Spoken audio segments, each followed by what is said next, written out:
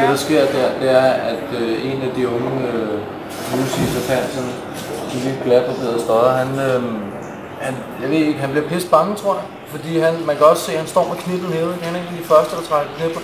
Og så begynder han bare at slå ud i luften. Du skal ikke kraftigt på lidt også. Så trækker folk lidt tilbage og så videre. Det fandme, der sker. Folk, de bliver jo gale over, at når politiet trækker knipper, så bliver befolkningen også bange og gale. Det er skale over, hvad fanden er de laver, man. De er jo ikke sådan nogle røvhuller, der vil slå på knipper. Men altså, så sker der det, hvad fanden er det på et tidspunkt, der var politiet, de var så ryddet hele pladsen dernede, rundt om på hele bålpladsen, ved de har ryddet. Så, hvor de så var fuldkommen buset frem fra midten der i alle sider, nu skal folk kraftigt væk, der går det ud med voldeligt til. Der er også en nede for en bål, og han har bare siddet, han har ikke været en del af alt det der sådan rigtigt, han har bare siddet og drukket og nødt. Han bliver fuldkommen gennemtævet med knipler dernede og flået væk fra bålet, for der må han i hvert fald ikke sidde. Hvad skete der med dig? Med mig? Ja. Det der sker, det er, altså, nede ved Stjerneskibet, der fik jeg ingen slag, altså, men der var de med hæftigt. Men de bliver virkelig voldelige, og de har ikke rigtig kontrol over situationen, tror jeg, så de går jo helt amok. Altså, men der sker det på et tidspunkt, så er der en, der buser frem mod mig, og siger, okay, den der knippel er lidt for højt hævet, så jeg vender op. Men i det jeg vender om, så får han slået mig 3 gange i ryggen, eller sådan noget, på begge sider af ryggraden og lige midten. Hvad skete der? Jeg står i Pusher Street, som før, som du sikkert også har, at der var en masse mennesker i Pusher Street. Vi står stille og fredeligt, og så begynder politiet at gå fuldstændig amok og slår mig med en knippel. Og hvis jeg tager trøjen af, så har jeg sikkert et mærke her, og jeg har ikke gjort noget. Jeg kommer med min cykel og kommer, som jeg plejer at tage herud, altså at spise på morgenstedet, og det var sol, og det var dejligt altså. Gør det ondt? Ja, det gør det lige så ondt, mand. Ja. Altså, vi laver det her cirkus, og det vil vi lave nogle måneder, det er vi aftalt til. Og det kulturprojekt, det skal gå og handle om boligerne, og unge og bolig og andre hjemløse. Og hvad hedder det, fokus på boligpolitik i København med emnedage og med cirkus og livsstil også, ikke? Økologisk livsstil og bybiotop-tanker. Alt muligt ting. Og vælgermøder omkring kommunalvalget og få borgmesterkandidater og alle mulige andre. Der er fokus på boligpolitik. De unge kommer til ord, de unge skal til ord. I stedet for man bare hele tiden smider dem rundt og så flytter fra jer med jeres skurvogn et andet sted, og der er ikke plads til jer. Så hellere få fokus på debatten og få dem selv til at sige noget også.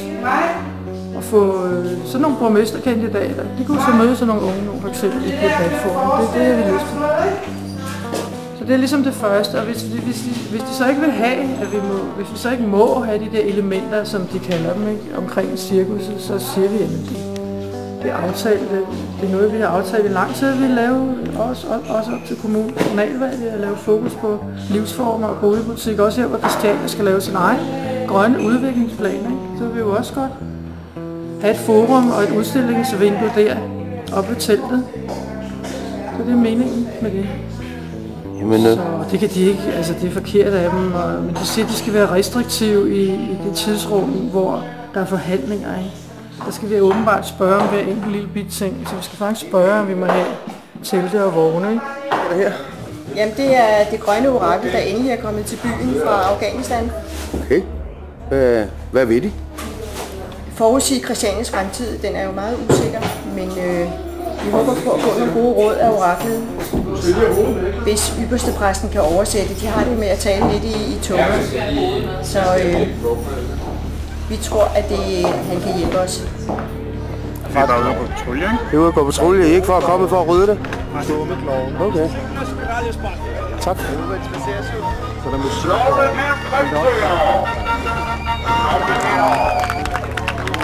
Når man kommer til de der kasse sten, så kommer vi på de der kasse sten. Hvis vi skulle prøve at rydde det der, så er jeg tæt. Politiet anholdt 2 piger, som sad og slappede af hende med bænken derovre, fordi de ikke ville give deres navn og CPR-nummer. Ja. Så rev de dem op på den allervoldeligste måde og flåede dem hen i jorden. Og så slæbte de dem ud. På vejen ud, så kom folk løbende hen for at sige, hvad fanden laver I? Det kan da ikke være bekendt at behandle folk på den måde. Og så råbte de bare over walking. Der blev kaldt til sten, der blev kaldt til sten, men der røg ikke en eneste sten igennem luften.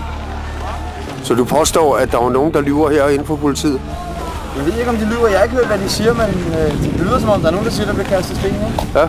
Så jeg påstår, at de lyver, ja, for det blev der ikke. Altså, jeg hørte jo bare, at Bjarne siger, at der blev kastet sten. Der blev kastet en skid sten, og det er der også andre, der har set. Du så heller ikke nogen sten? Overhovedet ikke. Jeg var med hele vejen ud, da de sluttede vejen afsted. Bjarne, må jeg spørge dig om noget? Hvad drejer det sig om, den her aktion? Sædvanligt, der blev kastet sten i hovedet. Ja, hvornår var det? I forbindelse?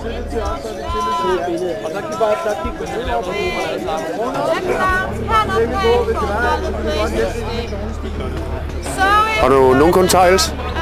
Okay.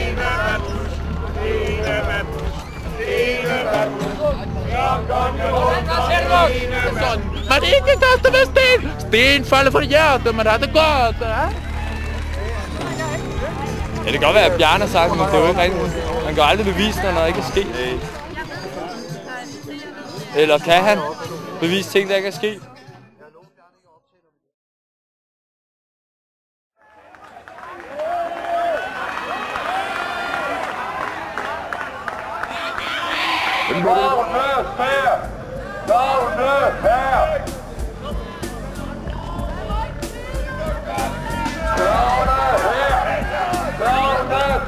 Vilde fotografen, Bjarne!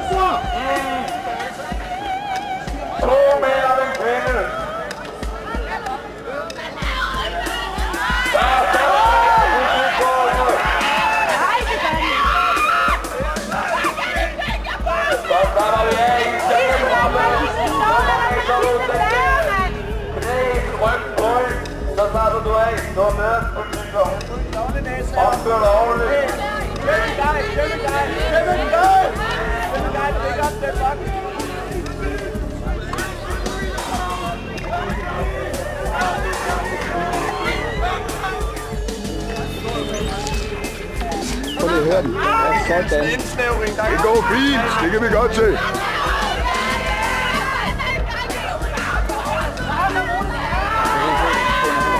Jeg siger til dig, han hiver op ham der, han gør. Vi behøver ikke gå vold mod jer, fordi I klarer det fint selv. Det er jer, der begår vold mod jer selv og mod alle andre ved at komme og lave det her selv. I vil blive straffet i resten af Sydafrika. Hurra! Vi lukker cirkus i dag! Ja! Jeg har fået et show, vil du have? Du ikke har menneskerettigheder. Eller vil du have klovne? Hvordan vil du forstå det hele? Med vold? Eller med at tale sammen?